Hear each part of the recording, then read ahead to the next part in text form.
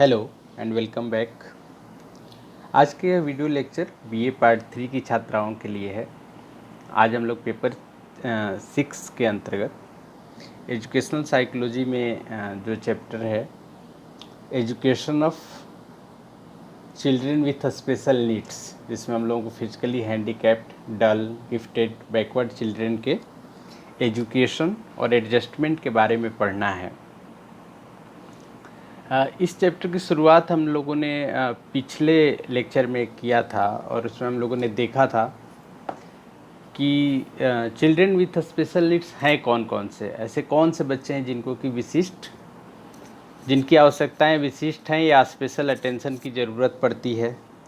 फिर उसी टॉपिक के अंतर्गत हम लोगों ने फिजिकली हैंडीकैप्ड जो चिल्ड्रन हैं उनके बारे में समझना शुरू किया था कि फिजिकली हैंडीकैप्ड चिल्ड्रन किसको कहेंगे और वो किस तरह की शिक्षा में स्पेशल ज़रूरतों को लेकर पैदा हुए हैं, या कह सकते हैं कि मतलब जो फिजिकली हैंडीकैप्ड बच्चे हैं उनको एजुकेट करते समय हमें कौन कौन सी सावधानियां या कौन कौन से विशेष उपाय करने की आवश्यकता होती है। फिर हमने देखा कि फिजिकली हैंडीकैप्ड चिल्ड्रन में भी कई कैटेगरीज हैं और अलग अलग कैटेगरी के स्पेसिफिक या उनके हिसाब से ही हमको एजुकेशन में भी वैसे ही उनको सुविधाएं देनी हैं। तो उसमें सबसे पहले हम लोगों ने विजुअली इम्पेयर्ड चिल्ड्रन जो होते हैं, जिनकी दृष्टि क्षति जिनको हो गई है या जो देख नहीं पाते हैं, देखने में असमर्थ हैं, या ये जिनकी दृष्टि थोड़ी कमज़ोर है, उनको हम किन किन उपायों के सहारे एजुकेट कर सकते हैं, इस बारे में जानने और समझने की कोशिश कर रहे थे।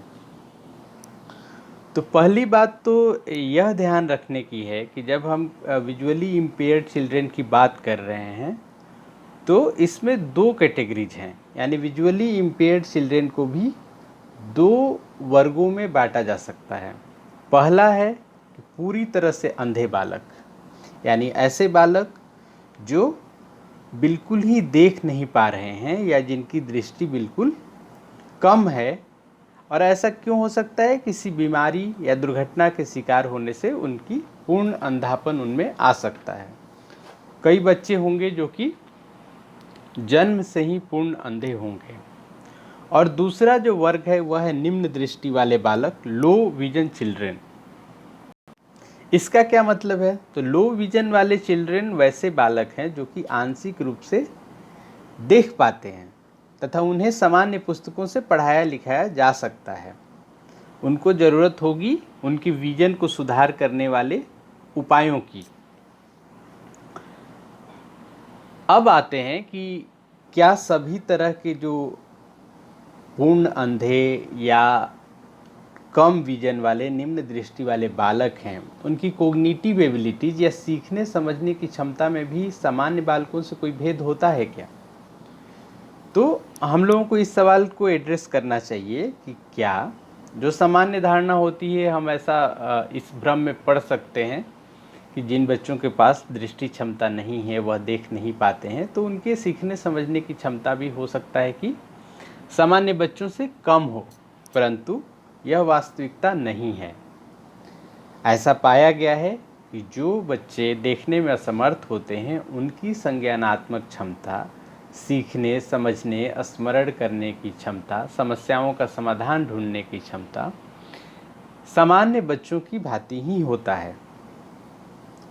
प्रकृति का नियम भी है कि अगर आपका कोई संवेदी अंग, कोई सेंसरी ऑर्गन पूरी तरह से फंक्शन नहीं करता है तो उसकी जगह पर कोई दूसरा सेंसरी ऑर्गन ज़्यादा एक्टिव हो जाता है और वह भरपाई कर देता है इस कमी की। उदाहरण के लिए हम लोग ब्लाइंड चिल्ड्रन के केस में देखें तो नॉर्मली यह पाया जाता है कि यदि कोई व्यक्ति अंधा है तो उसके जो सुनने और छूने की, स्पर्श करने की क्षमता है वह बहुत सचेत होती है, बहुत जागरूक होती है और उसके एडजस्टमेंट में बहुत इम्पोर्टेंट रोल अदा करती है। तो ये आप अपने आसपास भी अगर कभी किसी अंधे व्यक्ति से आपका सामना हुआ होगा तो आपने ध्यान दिया होगा कि उनकी सुनने की क्षमता हो या छू कर समझने की क्षमता क्या है, वो सामान्य व्यक्ति की तुलना में कहीं ज़्यादा विकसित होती है। अब हम लोग प्रीवियस लेक्चर में बात कर रहे थे कि ब्लाइंड चिल्ड्रन, जो पूरी तरह से अंधे बच्चे हैं, उनके शिक्षा और समायोजन के लिए कौन से विशेष उपाय हमें करने चाहिए। और उसमें हमने देखा था कि चूँकि ऐसे व्यक्तियों की छूने की या स्पर्श करने की जो क्षमता है वह तीव्र है, तो उसका उपयोग करके उन्हें सिखाया जा सकता है। और लुइस ब्रेन ने जो पद्धति बनाई थी लिखने और पढ़ने की, ब्रेल सिस्टम, वह इसी टैक्टाइल सेंस का उपयोग करता है, यानी इसी छूने की जो संवेदना है उसका उपयोग करता है। और उसमें हमने बताया था कि 6 बिंदु होते हैं जो थोड़े थोड़े उभरे हुए होते हैं, और उन्हीं 6 बिंदुओं के सहारे वर्णमाला के सभी अक्षरों को लिखने और उनको छूकर पढ़ने की व्यवस्था इसमें रहती है। तो अंधे बच्चों के लिए ब्रेल सिस्टम लिखने और पढ़ने में काफ़ी मददगार साबित होता है। दूसरी बात कर रहे थे हम लोग स्पेशल करिकुलम की। ये बात आई कहाँ से, स्पेशल करिकुलम क्यों चाहिए, क्यों नहीं अंधे बच्चे भी सामान्य बच्चों की भांति ही उसी पाठ्यक्रम से पढ़ाई कर सकते हैं।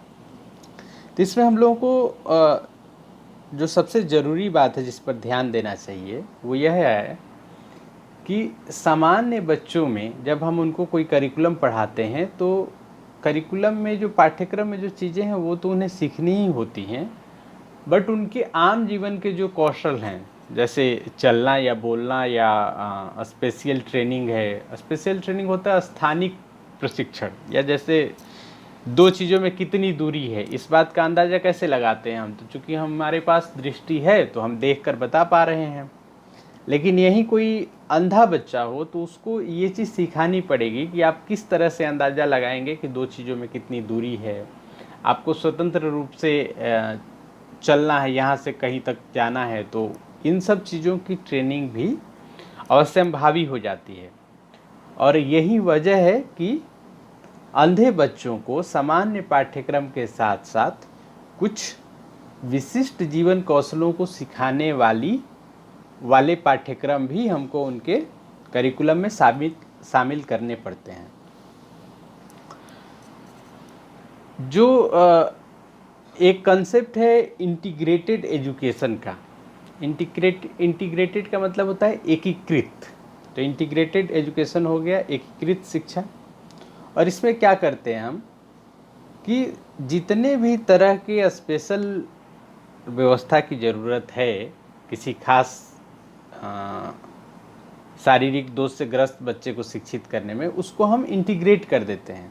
जैसे ब्लाइंड बच्चों के केस में हमको जो उनको टेक्निकल असिस्टेंस देनी है, ब्रेल लिपि हो गई या क्लासरूम में कुछ टॉकिंग कंप्यूटर्स या ये सब व्यवस्था जो हम कर रहे हैं वो, साथ ही जो टीचर्स को हम कंसल्टेशन दे रहे हैं, जो रेगुलर हमारे टीचर्स हैं, उनको बार बार ब्लाइंड बच्चों की आवश्यकता, शैक्षिक आवश्यकताओं के प्रति जागरूक करने के लिए और उनको किस तरह के स्पेशल अटेंशन की ज़रूरत है, इस बारे में जो हम कंसल्टेशन शिक्षकों को दे रहे हैं उसको, और पूरे एनवायरनमेंट को, जो वातावरण है वहाँ का, उसको इंक्लूसिव एंड इनेबलिंग बनाने का। कहने का तात्पर्य यह कि उस वातावरण को ऐसा बनाना कि अंधे बच्चे भी उस वातावरण का अपने को भाग समझे, ना कि अलग थलग समझें, और वह वातावरण इन बच्चों के लिए इनेबलर का काम करे, उनको और सक्षम बनाए। तो जब ये तीनों चारों चीज़ें हम मिला देते हैं किसी शिक्षा पद्धति में, तो हम उसको इंटीग्रेटेड एजुकेशन सिस्टम का नाम देते हैं। और यह बहुत इम्पोर्टेंट रोल अदा करता है जब बात कर रहे होते हैं हम अंधे बच्चों के शिक्षण और उनके समायोजन में। चौथा पॉइंट है कि जो हमारे जो ऐसे अंधे व्यक्तियों के साथी स्टूडेंट्स हैं या टीचर्स हैं, उनको संवेदनशील बनाया जाए। उनको ऐसे बच्चों की आवश्यकताओं, इनकी दिक्कतों, इनके सीखने में जो बाधाएं हैं उसके प्रति अगर वो संवेदनशील होंगे तो वह समझ पाएंगे कि इन्हें क्या बाधा हो रही है, और उनके द्वारा जो इनके साथ अंतःक्रिया की जाएगी उसमें यह बात परिलक्षित होगी। और यह बात अंधे बच्चों के लिए बहुत ही सराहनीय होगी, इनेबलिंग होगी। इसके बाद जो लर्निंग मटेरियल है, जो सीखने के लिए हम साधारण बच्चों को जैसे बुक्स देते हैं या राइटिंग नोटबुक दे रहे हैं हम, उसमें अंधे बच्चों के लिए हमें स्पेशल लर्निंग मटेरियल की व्यवस्था करनी होगी। ब्रेल सिस्टम एक उसका भाग है, ऐसे ही अन्य लर्निंग मटेरियल्स भी होते हैं।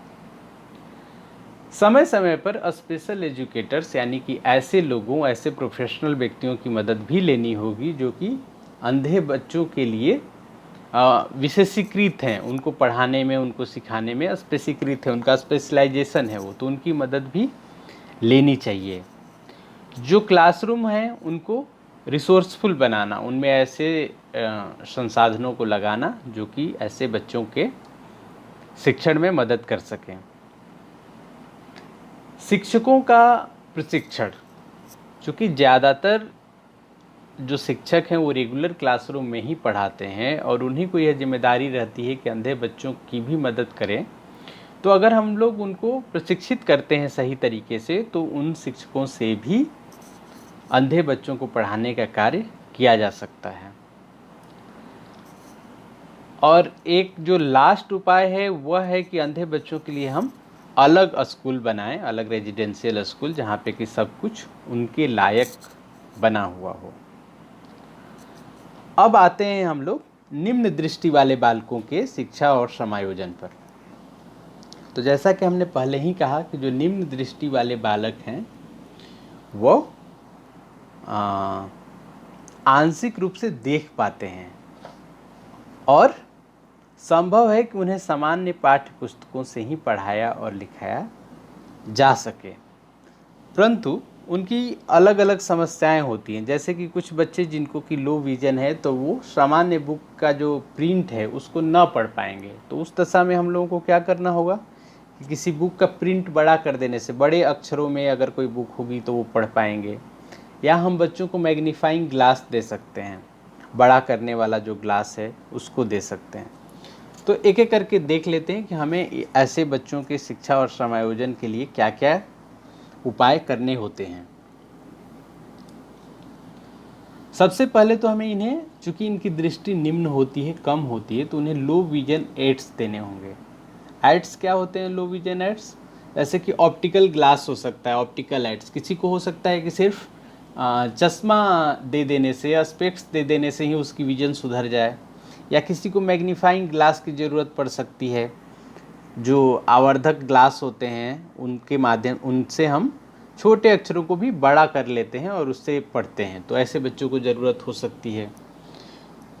फिर टॉकिंग कंप्यूटर है, जैसे जो कंप्यूटर बोलकर जो टेक्स्ट उसमें है उसको वह बोलकर या उच्चारण कर कर बताता है, तो उससे क्या होगा कि ऐसे बच्चों को ज़्यादा देख कर पढ़ने की आवश्यकता नहीं होगी और वो टेक्स्ट सुन पाएंगे। टैक्टाइल मैप्स हैं, आप जब मानचित्र बना रहे हैं बच्चों के लिए, तो सामान्य बच्चों, नॉर्मली मैप में क्या होता है कि छोटे छोटे भाग दर्शाए जाते हैं अलग अलग कलर्स में, अलग अलग, तो जो बच्चे लो विजन के हैं उनके लिए मानचित्र का अध्ययन करना बहुत ही कठिन हो जाता है। तो उस दशा में हमारे पास उपाय क्या है कि हम मैप्स को भी टैक्टाइल बनाएं, माने ऐसा बनाएं कि जिसको छू कर भी और देख कर भी समझा जा सके, तो इससे वह बच्चा मैप को काफ़ी हद तक समझने में सक्षम होगा। क्लासरूम एडेप्टेशंस, कक्षा को ऐसे अनुकूलित किया जाए कि वह निम्न दृष्टि वाले बालकों के लिए ज़्यादा उपयोगी हो जाए।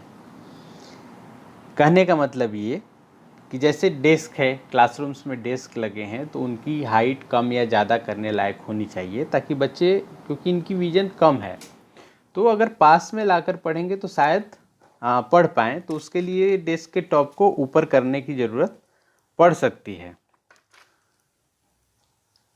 क्लासरूम्स में रोशनी की पर्याप्त व्यवस्था हो तो ऐसे बच्चे शायद उस पर प्रिंट को पढ़ पाएँ, जो बुक में प्रिंट है उसको।